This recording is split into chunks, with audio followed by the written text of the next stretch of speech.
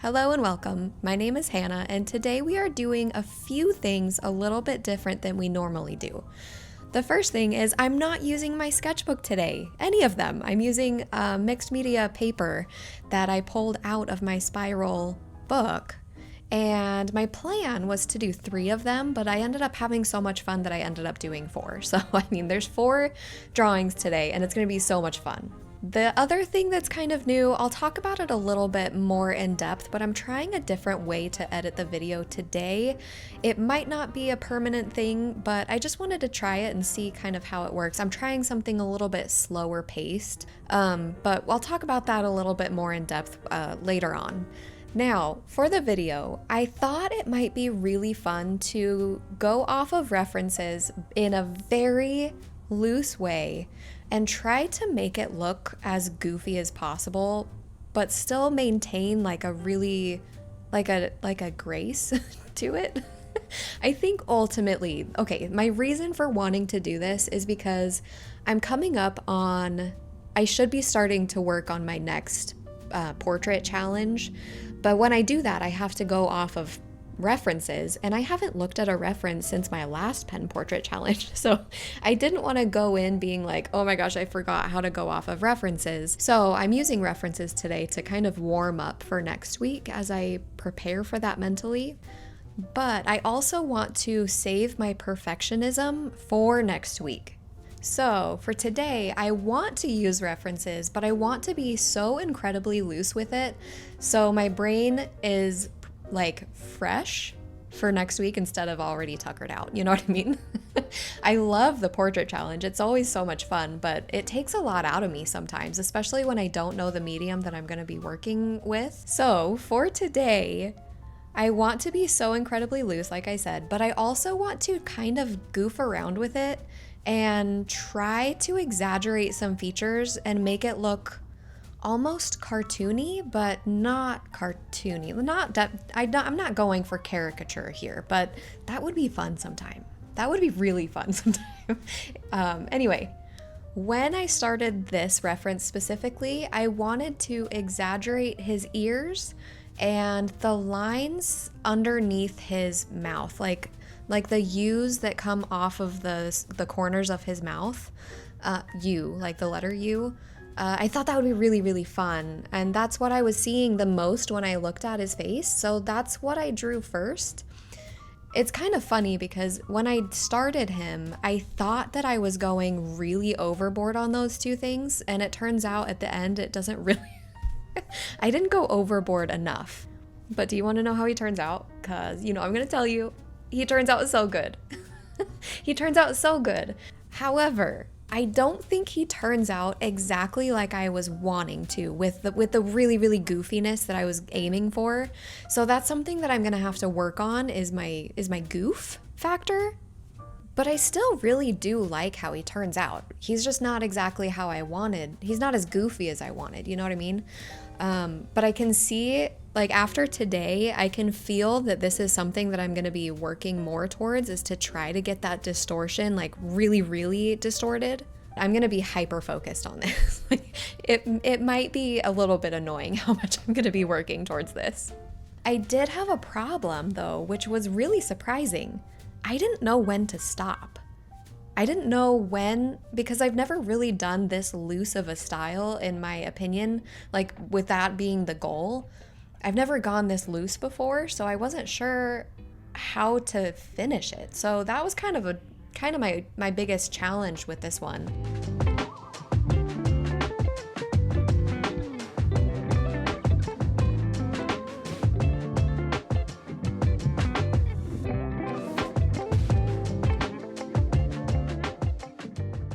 Okay, so I started working on his eyes, and I should have done the eyes first. I know that, but I always forget because I'm always too nervous to do them.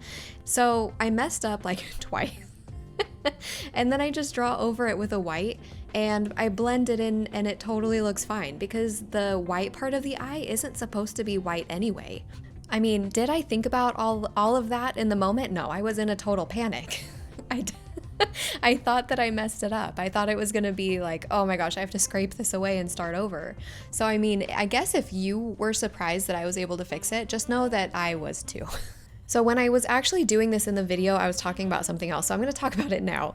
His ears. I went back and I made his our left ear a little bit bigger to match the right ear because I noticed that there was such a big size difference. So I went and I made the left ear bigger to match the right ear.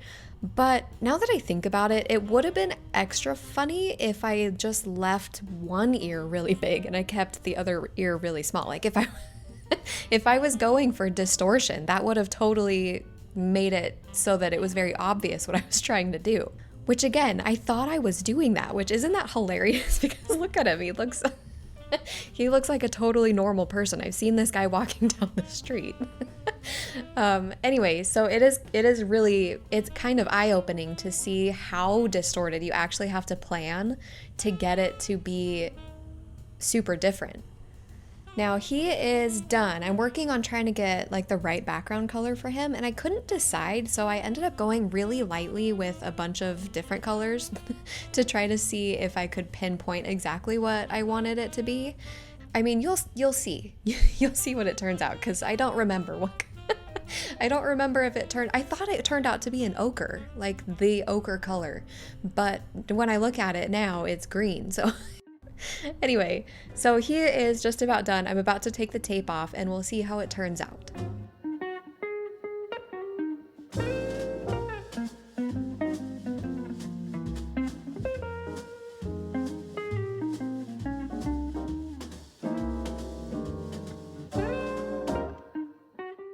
So this guy is officially done now that we've taken the tape off, and this is how he turned out. I think it's actually really funny that distortion was my goal and he turns out looking completely like a normal person. Sometimes my brain goes in like really in-depth thought processes about why things happen, and this totally captured my brain and I was thinking so hard, why did I think that that was going to turn out more distorted than it did?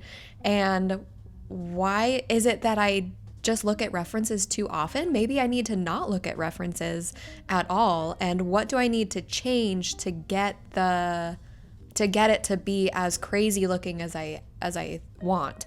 So I'm kind of thinking about that as I started this frog. But another thing was happening when I started this frog, and it's that I was still like, I jumped straight from that last one into this one without switching mindsets at all.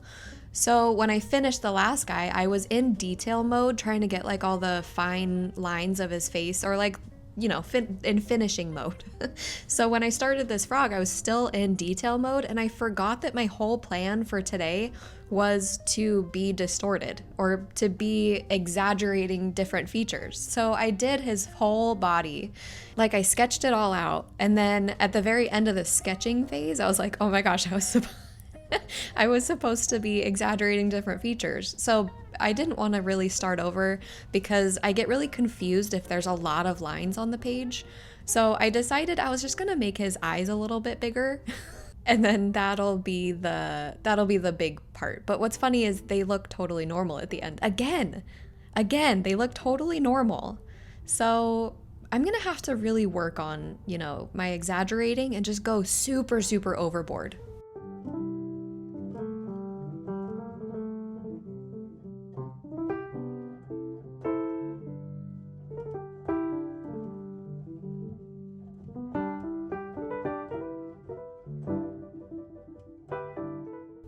So I mentioned earlier that I'm doing a little bit different of editing for this one, and my thought for wanting to try this today is sometimes, I mean, at least lately, I feel like my videos have been a lot of like really jumpy feeling, and as I'm doing the voiceover, I start to feel like really anxious as I'm doing them, and I need to kind of cleanse the palette a little bit and do something that's not so jumpy. So that was my goal for today my editing goal for today was to have it be a little bit slower paced.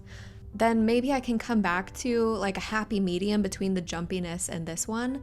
I mean, if you might not even notice a difference, and if you can't, then I think that might be a good thing. But if you do notice a difference and you prefer one or the other, if you like the super fast editing, or if you prefer a slower paced, kind of like this one, I won't know what you prefer unless you tell me. So if you really, really care, then tell me. But if you don't care, then I guess don't tell me. I don't know. Anyway, so this frog turns out really cool and I do really like it. But the problem is that my goal was to be really, really loose and distorted. So I think it's a success in its own way. It didn't turn out the way that I started the day planning, like to be really goofy. And the reason, it all started from the initial sketch. So it's because I didn't think about it in the initial sketch. Does it still turn out really cool? 100% yes. I love this guy. It's actually kind of funny because this one and the last guy both have that really exaggerated U on the corners of the mouth. And that's I love it so much. I don't know what draws me so much to that, the exaggerated frown. I did take out my knife, but this time I'm not using the sharp part. I was using the dull part, the back of it, to scrape away the oil pastel because it was getting really built up. And I wanted to eventually go lighter in those areas. And the light oil pastels don't have anything to grip to if the oil pastels are really built up. Does that make sense? So in order to get the light oil pastels to connect to the paper, you need to kind of expose the paper a little bit. But I started working on the background like little pieces at a time, and I was kind of trying to think about how I could do the background to make it look like he's in a pond, and then you can see maybe like the edge of the pond where it starts to climb into grass area. Do you know what I'm talking about with the long with the long grass? Do you see what's in my head? Oh geez. Anyway, I didn't know exactly how much detail I wanted to put back there, and in the end I decided to just kind of cover it up with the pond and just have the pond be forever. And I think that was the right move because it allowed the focus to be on the frog and not on like a full landscape. Not that it would have been a full landscape if I just added a few pieces of grass, but in my head, it would have detracted from the frog if I had anything back there. So yeah, that was why I ended up doing that.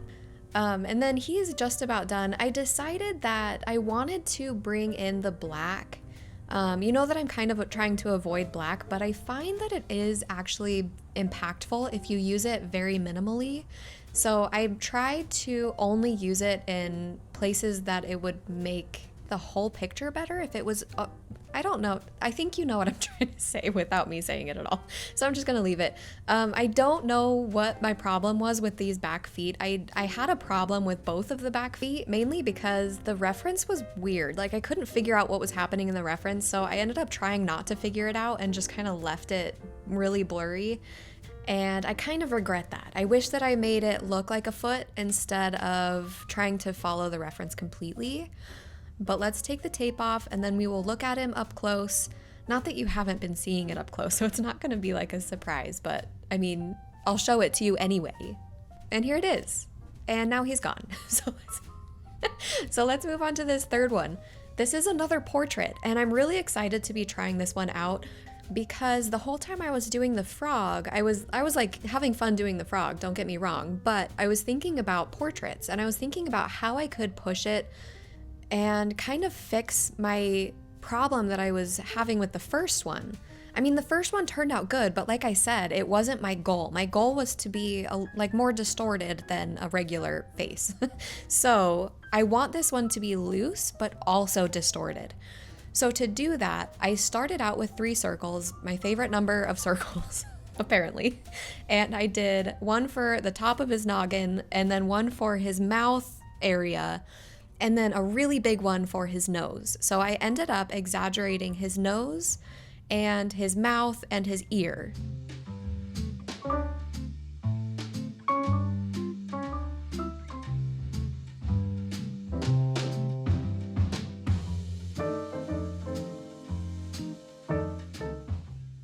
This one was so weird because my goal was distortion, and as soon as I got the sketch as distorted as I actually wanted it to be, I went from like, oh my gosh, yes, it's distorted, to oh my gosh, it's distorted. Now what? Oh no, I'm so scared. So I started this one off being a little bit tighter than I wanted to be, than I kind of expected myself to be. I thought that the distortion would be like, oh, I don't have any pressure to make it look good. I'll just be as loose as I can and it'll be so much fun. But then it wasn't that way and it was so weird. I think what was going through my head was, you know how when you do a portrait sketch and you can kind of see the promise of how it's going to turn out based on how accurate the sketch is? This one wasn't accurate, so I couldn't see any promise. I was like, oh boy, there's so much pressure to now make it look good. How do I make this look good if the goal isn't accuracy?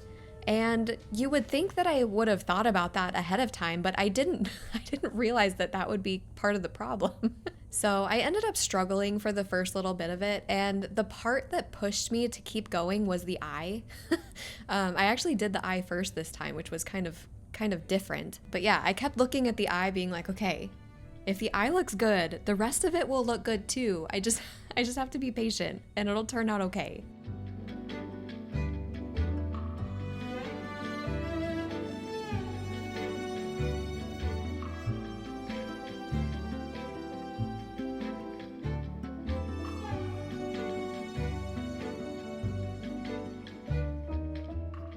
I started to relax a little bit more at this point, and I started to kind of see promise in him, but I started to notice that I was making him look a little bit too angry. And in the reference, his eyebrows they do have that curve to them, but he doesn't look angry in the reference. He looks not angry. So there must be some kind of like minute change or detail in the muscles that I can't see right away that changes it from anger to not anger. And so the whole time I'm kind of going back to the eyes to keep adjusting them so that he doesn't look angry. And at one point I had taken away his other eye to see, well, maybe how far can I push this distortion thing? So I took it away, and then by putting it back, it did lessen the anger, so that was kind of weird. So what you can take from that is if you're ever in a position where somebody's fighting with you and you can't get out of it and you're losing the fight, just cover one of your eyes. and you'll be the big scary one, and they'll run away in total fear.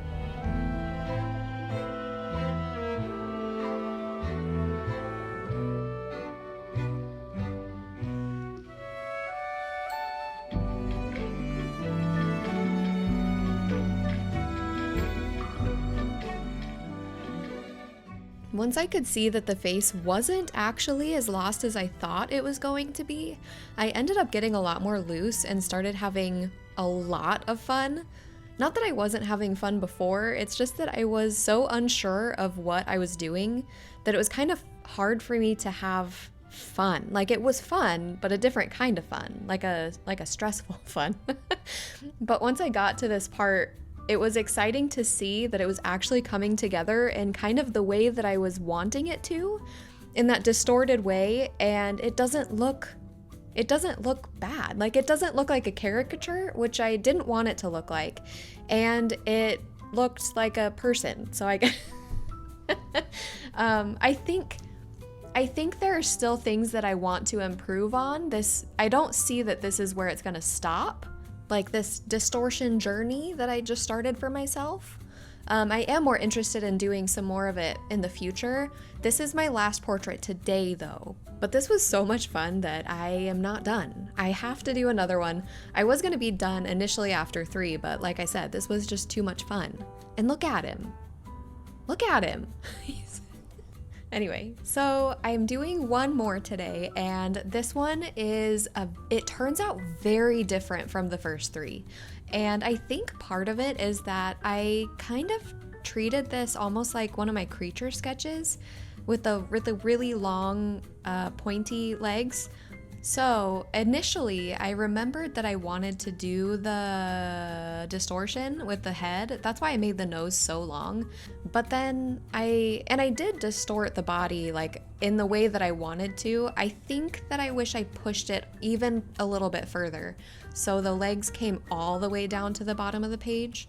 I mean, it still turns out looking really cool, and it's probably my favorite that I've done today, but like I said, it's a totally different vibe that comes off of this one.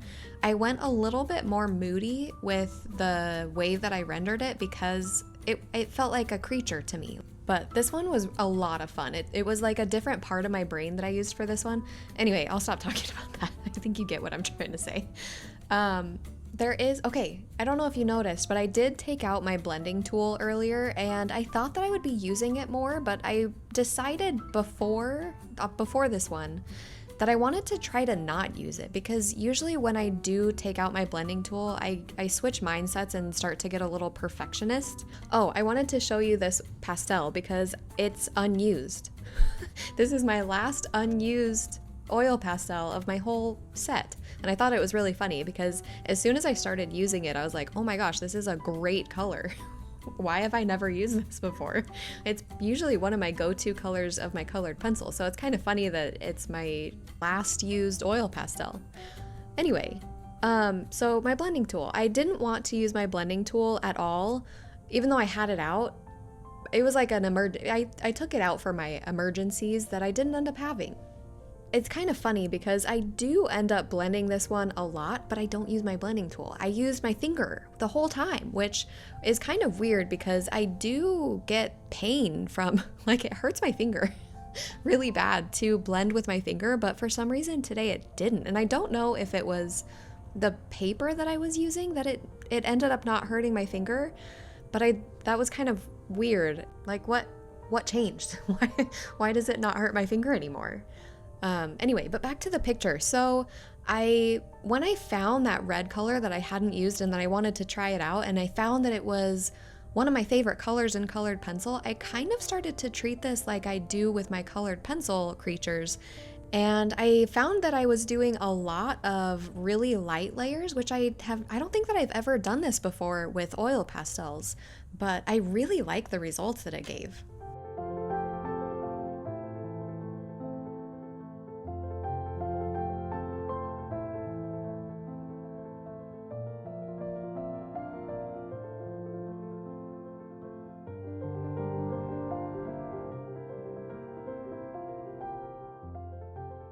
You know what? That's probably why it wasn't hurting my finger, was because I was doing lots of light layers instead of really thick layers. That's probably why.